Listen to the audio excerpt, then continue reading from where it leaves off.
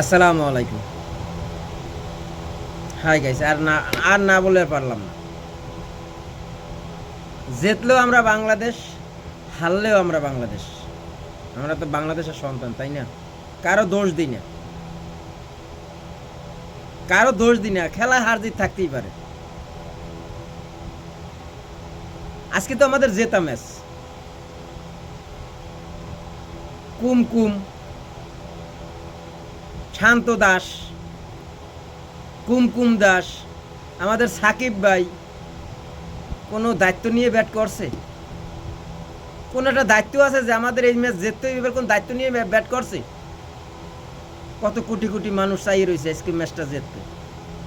113 রানে আটকাইছে। এই ম্যাচটা তো আমাদের জেতা ম্যাচ।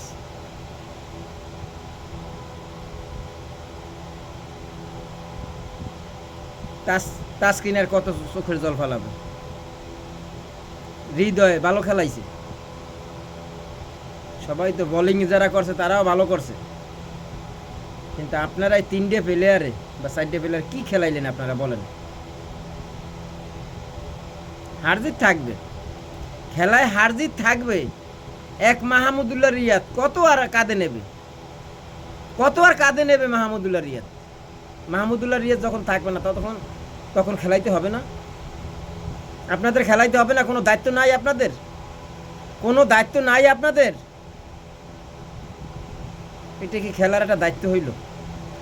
হারজিত থাকবে এই বলে এই না, এটা এইটা কেমন হার বললে?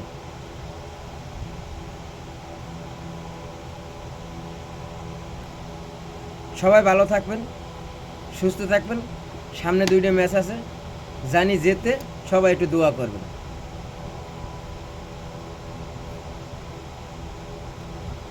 শান্ত দাদর না জানি অশান্ত হয়ে যায়, এই দোয়াটা করেন।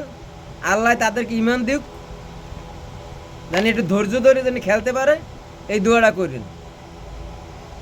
আমাদের 6-4-এর তো দরকার নেই। আজকে সিঙ্গেল রান লম, সিঙ্গেল রান নিলে আজকে আমরা ম্যাচটা জিততে পারি নাকি? সব তো সিঙ্গেল লাগেও না, সময়তে 2-1টা 4 হইলেই তো নাম। বাউন্সার বলে সাকিব ভাই আগের বলে বাউন্সার বলে আউট হইলে, পরে বাউন্সার বলে শান্ত দাতর আমার কিসের জন্য বাড়িতে মারা লাগবো? হয়তো বা আমরা দর্শক, আমরা কিছু বলতেই পারি, আমাদের তো কষ্ট লাগে বিধে তো আমরা কথাগুলো বলি, তাই না? এই রাখ মাসা, খাস না রাখ।